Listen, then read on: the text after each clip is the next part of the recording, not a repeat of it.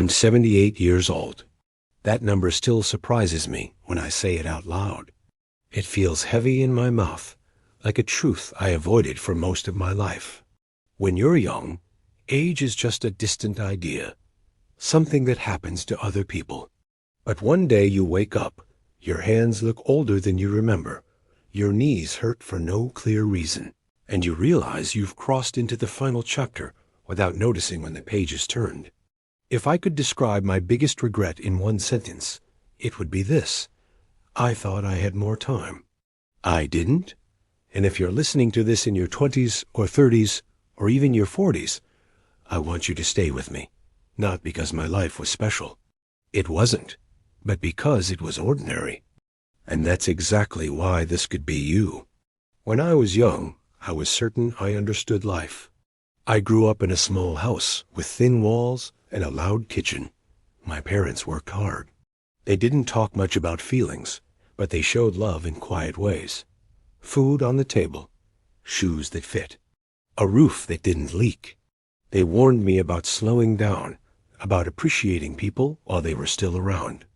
I nodded and didn't listen. I was busy chasing what I thought mattered. In my 20s, all I cared about was getting ahead. I wanted money, respect, to prove something, though I didn't know exactly what. I worked long hours and wore my exhaustion like a badge of honor.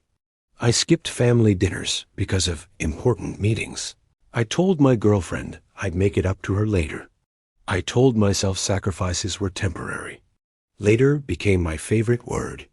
I married a good woman, patient.warm, the kind of person who remembered birthdays and noticed when someone was quiet at the table. She wanted simple things, time together, conversations without distractions, a life that felt shared. I wanted progress. When she asked me to take a weekend off, I told her we'd enjoy ourselves more once things settled down.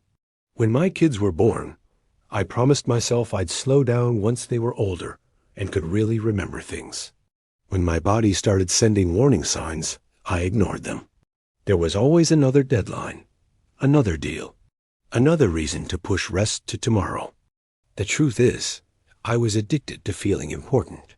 I missed more moments than I can count. First steps I only heard about over the phone. School plays I arrived late to, slipping into the back row while the applause had already faded. Dinners eaten alone because I was still at the office. My kids stopped asking if I'd be there. That part hurts the most. When people stop asking, it means they've already adjusted to your absence. I didn't notice at the time. I told myself they understood. I told myself love didn't need constant presence. I was wrong. The cost didn't arrive all at once. It came quietly. My marriage didn't end in a dramatic fight. It ended in silence, long stretches of it. We lived in the same house but occupied different worlds. She stopped sharing her thoughts with me. I stopped asking. One evening, she told me she felt lonely, even when I was sitting next to her. I laughed it off and said she was being dramatic. She wasn't. By the time I realized something was truly wrong, the distance was already too wide.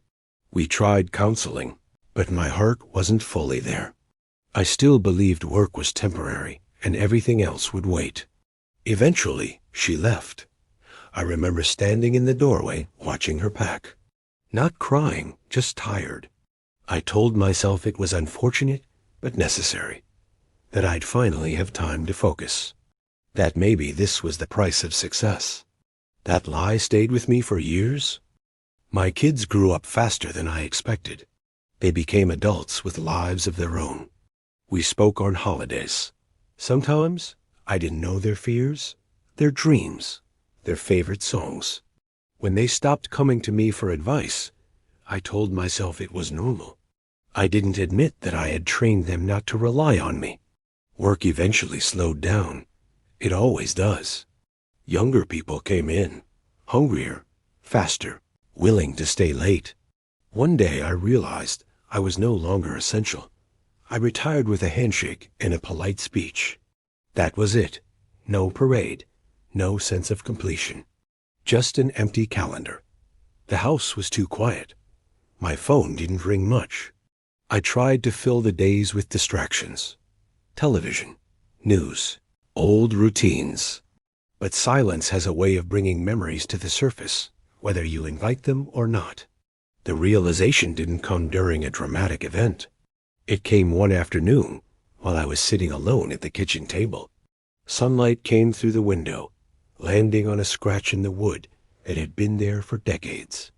I suddenly remembered my daughter tracing that scratch with her finger when she was small, asking how it got there. I couldn't remember my answer. And then it hit me. That scratch had outlasted most of my relationships. I felt an ache in my chest that had nothing to do with my heart. I realized I had spent my life preparing for a future I was already living in. And I didn't like it. I thought about all the later moments that never came. The conversations I postponed, the apologies I delayed, the health I assumed would always recover, the people I loved but treated as permanent. Nothing is permanent. Here's the lesson I learned too late, and it's only one, so listen carefully. Life is not about what you build. It's about who you share it with while you're building it. That's it. Not balance, not success, not legacy, presence. I spent decades investing in things that didn't love me back. Money never hugged me. Titles never sat with me when I was sick. Achievements never called to ask how I was doing. People do that, or they would have if I had let them. If you're in your 20s, I know you think time moves slowly. I know you feel invincible. I know you believe you can fix things later. You can't fix absence. You can't rewind attention. If you're in your 30s, juggling responsibility and stress, hear this clearly. The people waiting for you will not always be waiting. Children grow. Parents age. Partners get tired of asking. If you're in your 40s, feeling the first quiet panic about time slipping, don't numb it. Let it wake you up. There is still room to change direction, but not forever. Call someone you've been meaning to call. Sit at the table without your phone. Take care of your body before it forces you to. Say what you feel while your voice is still strong. Because one day, you'll sit in a quiet room like I do now, surrounded by things you worked so hard for, and you'll realize what's missing. Life doesn't pass fast all at once. It passes fast when you look back. And when you do, all you'll wish for is one more ordinary day you didn't rush through.